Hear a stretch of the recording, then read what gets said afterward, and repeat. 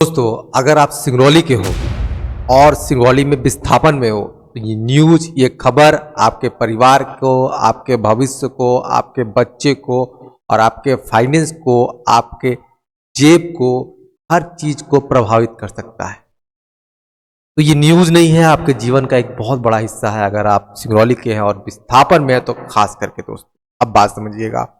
अभी सिंगरौली में जो एक ये खबर जो है एक दिन पहले की है, मतलब आज हो रहा है 8 जनवरी, ये 7 जनवरी का खबर है।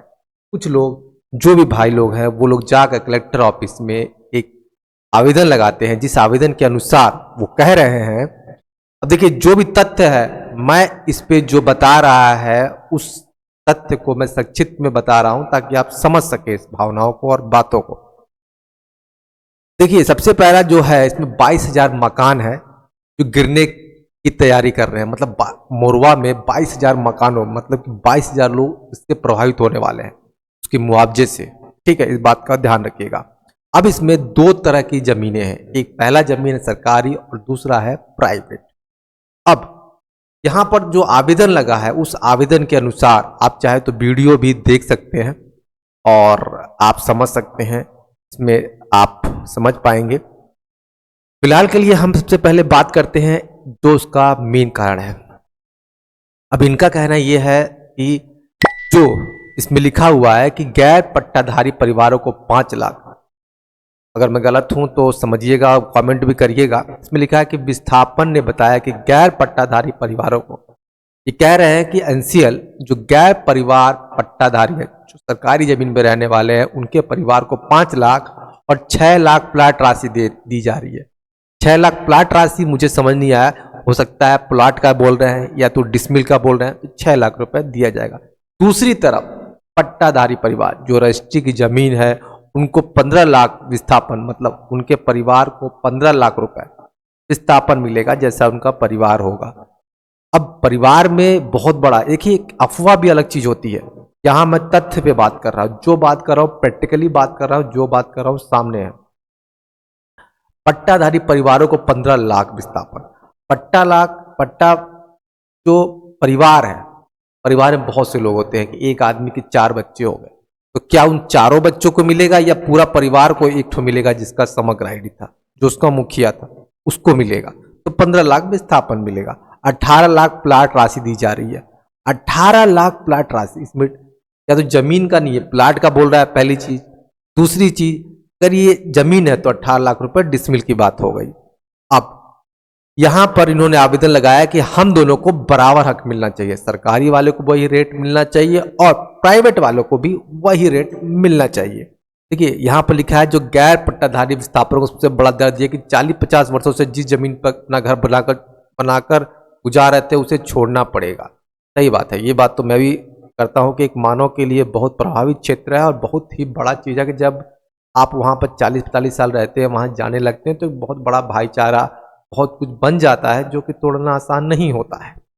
ठीक है, अब यहाँ पर सबसे बड़ी बात, एक मुद्दा और उठ के आता है, जैसा आप पढ़ सकते हैं। देखिए, यहाँ पर जो आवेदन है, आपको आवेदन दिखाई दे रहा होगा। जहाँ पर मैं दिखाऊं तो देखिए, मैं आप यहाँ थोड़ा मार्किंग दिखा देता हूँ आपको, रेड रंग का मार्किंग। यहाँ देखिए, साफ साफ लिखा है कि इन्होंने आवेदन क्या लगाया, गैर पट्टाधारी लगाया और पट्टाधारी, इनका यही बात है।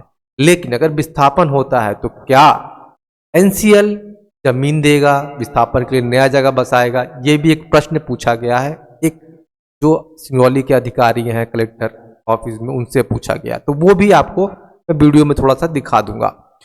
तो ये मुद्दे हैं और ये रेट चल रहा है, मे भी हो सकता है, मैं उतना श्योर नहीं हूँ। जो तथ्य है मैं आपको सामने रखा हूँ और संक्षिप्त में वीडियो बना रहा हूँ ताकि आपको जानकारी मिल सके इस विस्थापन के बारे में दोस्तों। बाकी आप सारा न्यूज पढ़ सकते हैं और आने वाले कल में जो जानकारी मिलती रहेगी तो आपको इस चैनल पे मिलता रहेगा, ताकि आप उससे सुचारू रूप से अपने मुआवजे से जुड़े रहें। बस मेरा यही प्रतिक्रिया आपके लिए है और मैं ही बताऊंगा आपको। चलिए फिर हम आपको सबसे पहला मैं आपको थोड़ा सा वीडियो दिखा देता हूँ। कलेक्टर के पास आए थे, क्या कुछ मांगे हैं? आए थे सिर्फ एक मुद्दा लेकर के कि हमारे यहाँ जब हमने धारा 7 के तहत इनको आपत्ति दर्ज कराए थे तो उन्होंने लिख के दिए हैं कि हम सभी को, चाहे पट्टेदार हो चाहे गैर पट्टेदार हो, सबको 6-6 लाख रुपए देंगे जो हमारे लार एक्ट में है। जी। लेकिन अब क्या कर दिए कि जो पट्टे वाले हैं उनको 15 लाख और जो गैर पट्टे वाले हैं सरकारी जमीन पे उनको 5 लाख रुपए दे रहे हैं, जबकि पिछले 3 विस्थापन में 1998, 2003 और 2011 में तीनों विस्थापन में सबको बराबर लाभ दिया गया। क्या आश्वासन मिला कलेक्टर साहब ने? क्या बोला? कलेक्टर साहब से आश्वासन मिला कि देखते हैं, हम जांच कराते हैं क्या है प्रकरण। हाँ बताइए, कलेक्टर के पास आई थी, क्या हम ये लेके मांगे? बुलाए थे कि सर जो हमको पहले मिला है सबको माने विस्थापन का हक, वो हम लोग के अभी भी मिलना चाहिए। मगर यहाँ जो है एनसीएल ले रहे हैं वो दोहरी नीति अपना रहे हैं।